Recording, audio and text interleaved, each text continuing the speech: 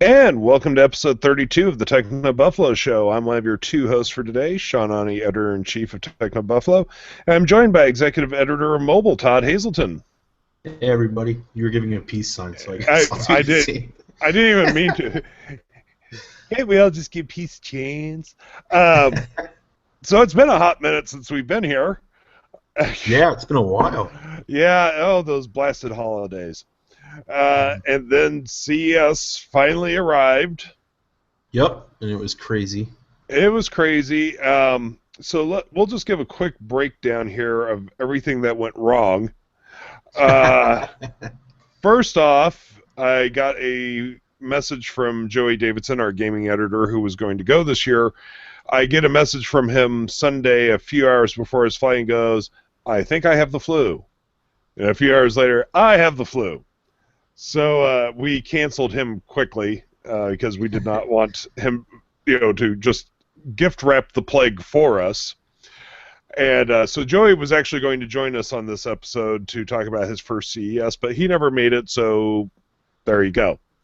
And then came all the travel fun. Yep. Oh yeah, so for only the second time in history, I had a checked suitcase not make it. So that was always fun. I'm one of those people that I always believe in. I pack all my essentials in my carry-on. So I always have one day change of clothes. I have any medications I may be taking. I have, over-the-counter medications for headaches and stomach problems and everything else. And so I was in okay shape, but I got my check bag at what was it? I think 2 a.m. Mm-hmm. Whenever you and I parted ways Sunday night or Saturday night, whichever night it was, who knows? It was Right. Saturday night. But then when you were traveling home, what happened to you? Yeah. Well, I had mechanical problems. I guess the air conditioner on my plane wasn't working from Las Vegas to Atlanta, so missed the connection in Atlanta.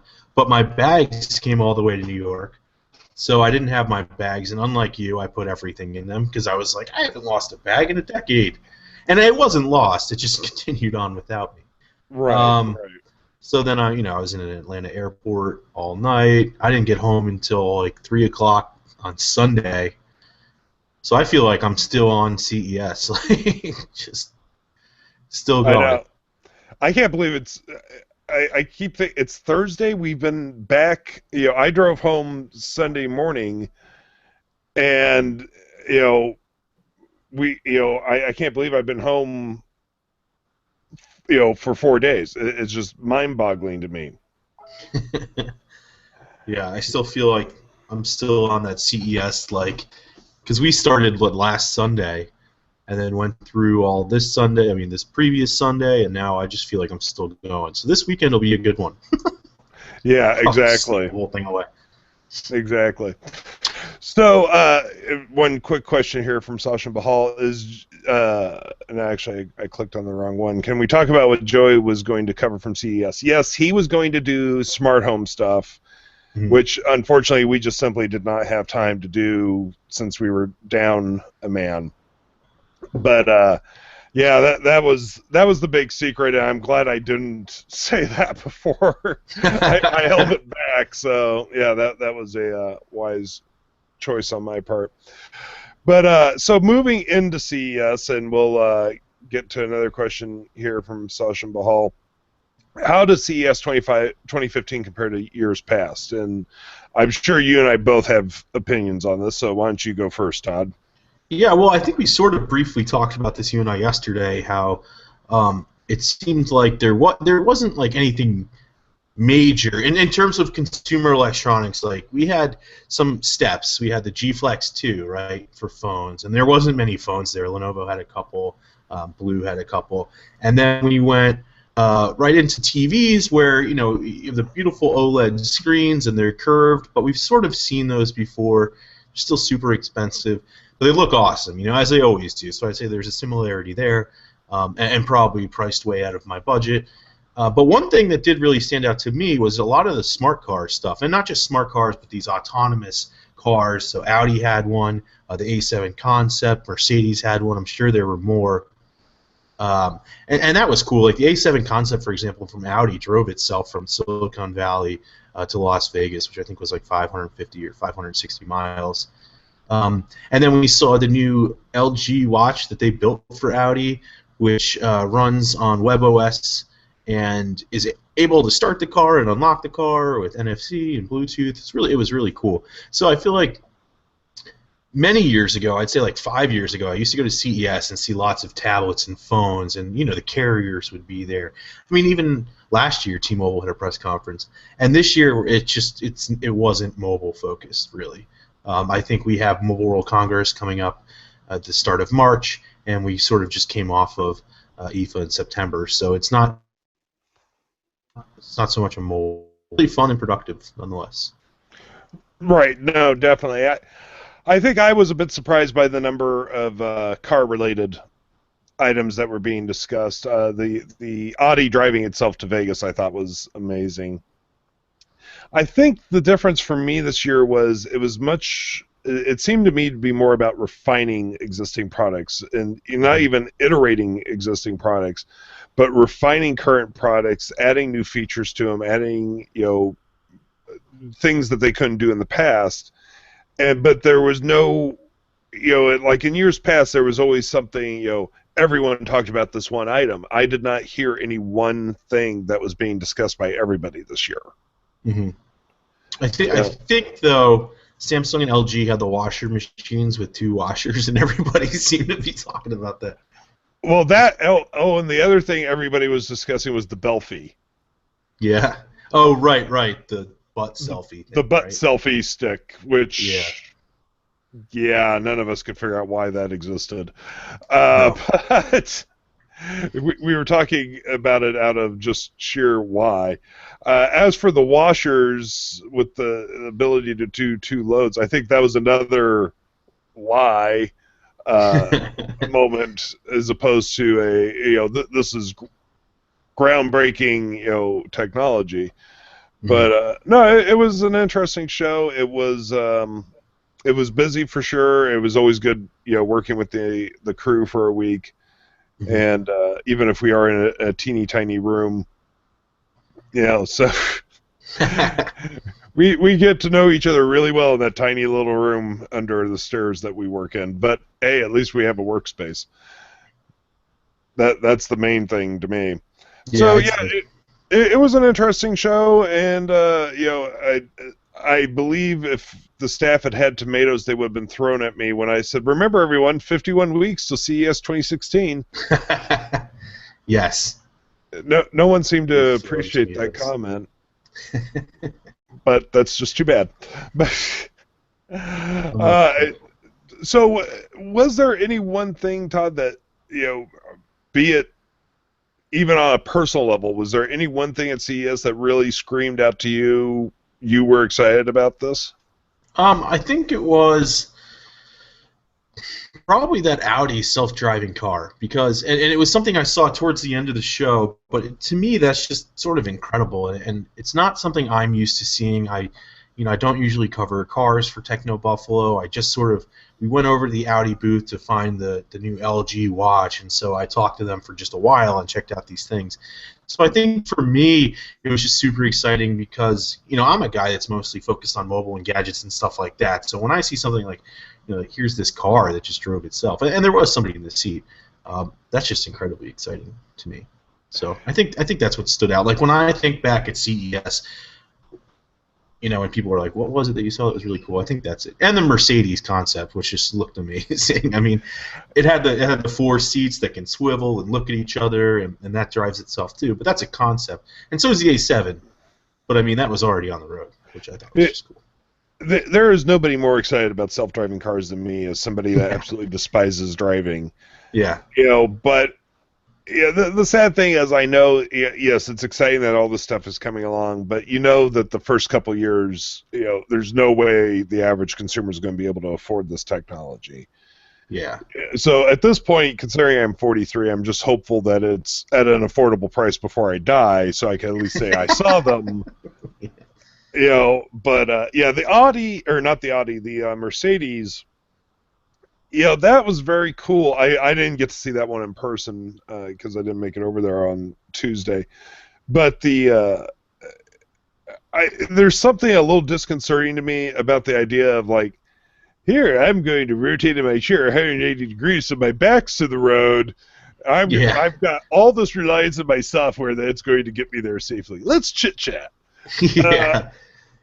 That's maybe pushing the concept a little too far. I mean, at least with the Audi, there's the ability to take over the steering, if need be. The Mercedes might be getting a little too automated for my taste. We'll just have to see. But yeah, that was interesting. I'd say for me, and this was a very, very minor thing, I was excited about the announcement that the Nest thermostat can now talk to the UMA. I think that's interesting to me because as I look at smart home stuff, there's so many different platforms that are competing, and you don't know if this product is going to work with this product.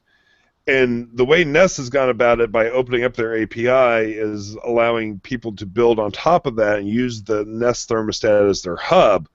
I think that's very interesting. The fact that it integrates with Dropcam and it integrates with UMA, and that's pretty much the extent of it right now.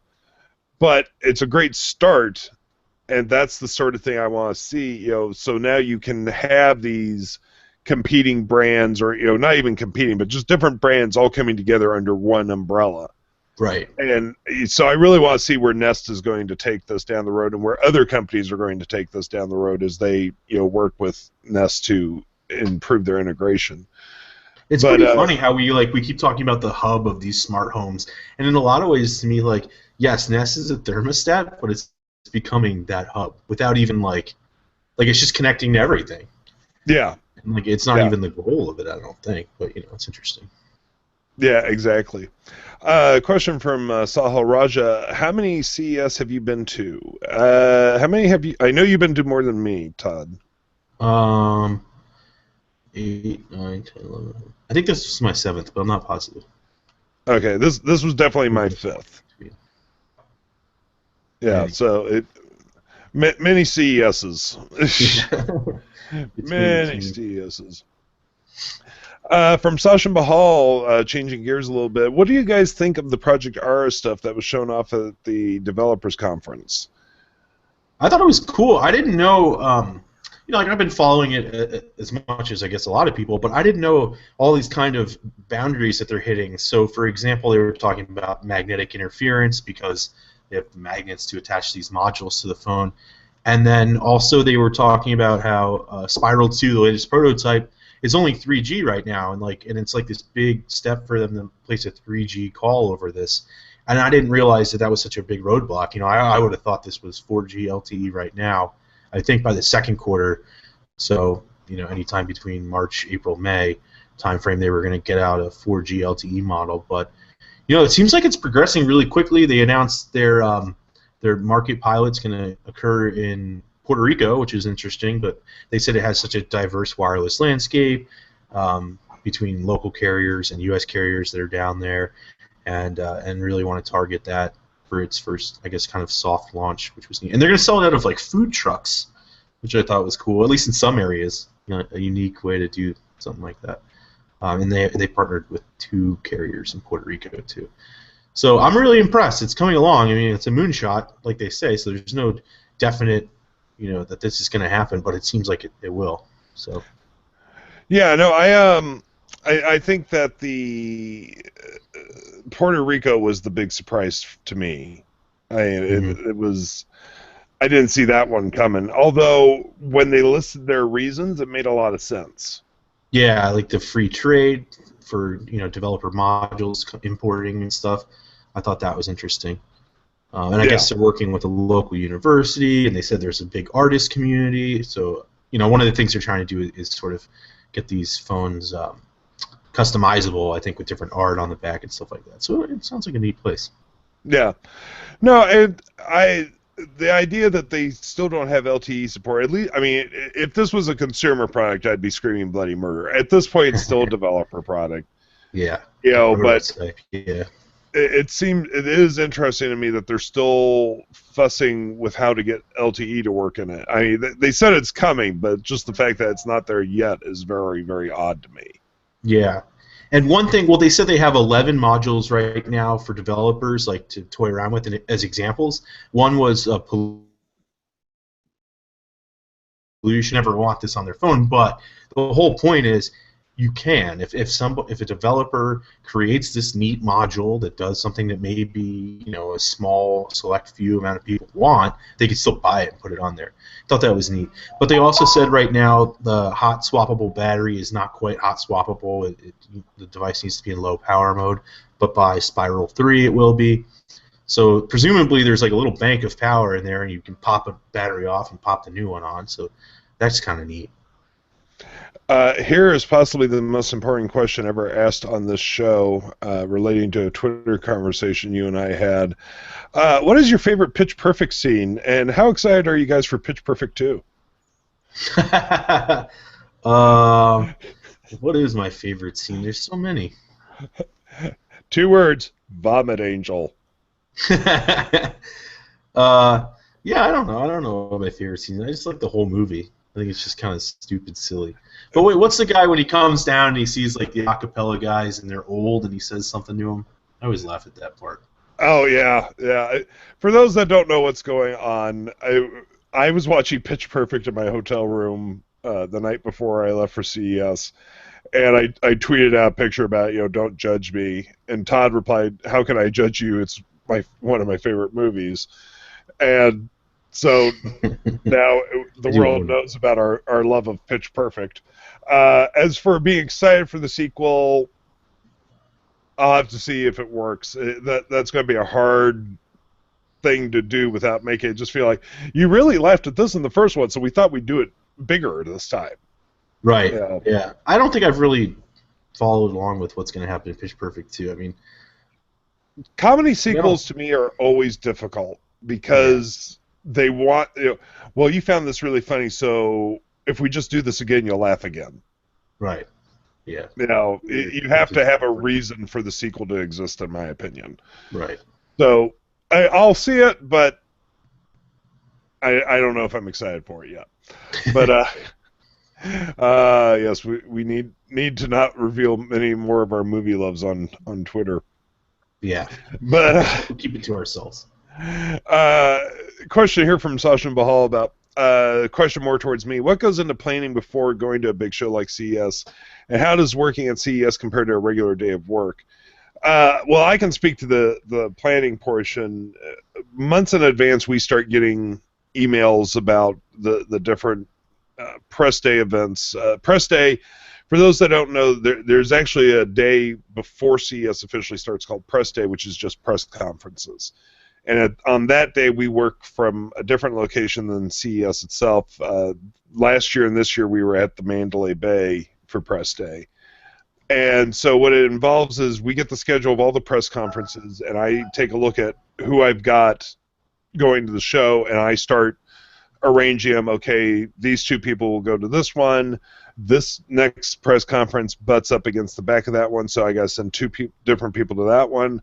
By then, the first 2 should be ready to go to another one, and I start moving them around. And that's why I don't remember who first called me this, but at CES, I'm known as the air traffic controller because I'm trying to keep everyone flowing in different directions at different times and trying to make sure that they never collide. But so that's what a lot of the planning goes into. And then as TechnoBuffalo's gotten bigger, it's nice because a lot more companies approach us about, do you want a meeting at CES?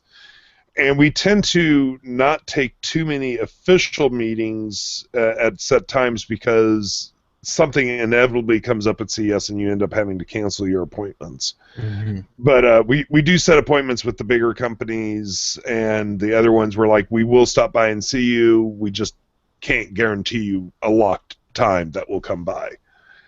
Right. And sort of just tour the booth when we have a moment to get over there. Exactly. Now, as for how my workday differs at CES, it's a lot of we have a small room which we were able to fit 9 people into, although it feels like it will never fit that many.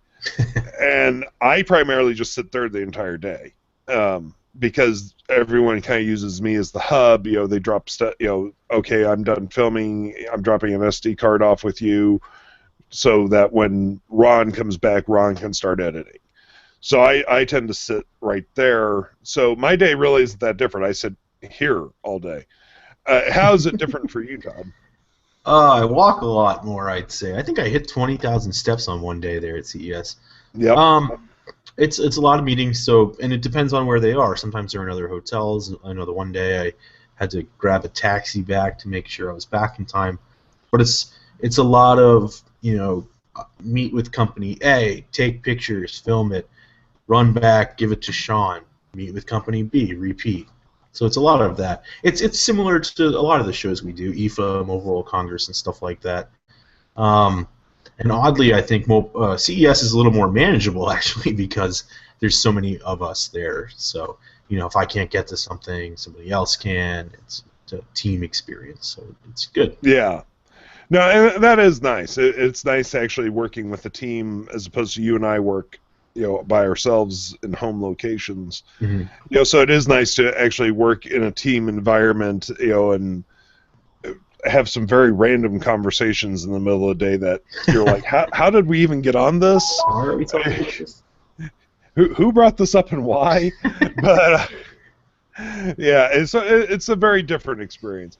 Going back to travel for a moment, from Dalbin Raji, I'm sorry if I mispronounced your name. What's your worst hate about traveling? Oh, I have so many. I think it's just not knowing where you're going to end up at the end of the day. Like, hopefully you get from point A to point B and everything's fine. And usually that happens. But, finding out that you're going to be spending a night in Atlanta, like, that's probably the worst thing when you think you're going to be home. Well, I mean, for those of you who may have noticed my voice sounds slightly different, that's because I came back from Vegas not with a cold or the flu or anything else. I simply cannot breathe through my nose. I haven't been able to breathe through my nose since I left Vegas, and I have no clue why. Sinuses. Yeah. So I would say probably for me, I've traveled for enough years now, and that pretty much any situation comes up, I'm just like, okay, sure, why not? I know something's going to go wrong. This might as well be it. Yeah, I think that, same thing. I mean, you sort of just like, there's nothing you can do. You try your best to do it and not yell at the airline. But for example, it was crazy. I was caught in Las Vegas. They said I was put on an 8 o'clock flight. I go to my gate to print that out, and they're like, no, you're on this flight. Get on it right now. And like that part of traveling, I'm like, wait, what? Okay. Well, or you could be like the guy from who was on the Delta flight and he was alone for. Yeah. Although I did hear finally they did pull back to the gate and get one more person. One more guy, so two of them up in there. That's hilarious. Two people on one giant plane. Question from the same gentleman: what do you guys think of the new? Is it Xiaomi? Is that how they pronounce it? Xiaomi. The Xiaomi Mi Note and the Pro. I just thought it was interesting. I mean, I saw the specs. I'm not overly blown away. Although 4 gigs of RAM sounds pretty enticing. I haven't used it yet. The thing that is just crazy is that it looks like an iPhone, but they're stealing the name from Samsung, the Note. It's like, come on, guys. It just seems like they just don't care anymore. I mean, Xiaomi is the company that's long been copying Apple and whatever, but it's a popular brand in China. It's increasingly popular, increasing market share, and I think they would do something a little more original. But who am I to judge? Right. No, I understand. Yeah, it's. Although that does bring me back. The LG G Flex 2 SD support. Mm-hmm. Up to 2 terabytes. Yeah, isn't that crazy? But they don't even exist, so I don't know what the limitations are on that in terms of software. But hardware, I mean, 128 is still the max, I think, right? Yeah, 128. At least that's commercially available. I'm sure there's special ones out there, but yeah. That's cool. That's awesome. I'm glad you can boast that, but how many years is it going to be before we get a 2 terabyte card? And it appears that we have lost Todd off the show, so hopefully he'll be able to rejoin us here in a moment. He just IM'd me, and his MacBook. Oh, his MacBook just turned off, so we may have just lost the audio version of this show. I actually think we're going to cut this a little short then, everyone. I apologize for that. Once again, the wonders of technology. We thank you all for joining us, and we will be back next week. And again, my apologies, and hopefully we'll get this figured out. Until next week, take it easy. As always, you can find us on iTunes, Stitcher, and all those places, and we'll talk to you then. Thank you very much, and talk to you next week. Bye-bye.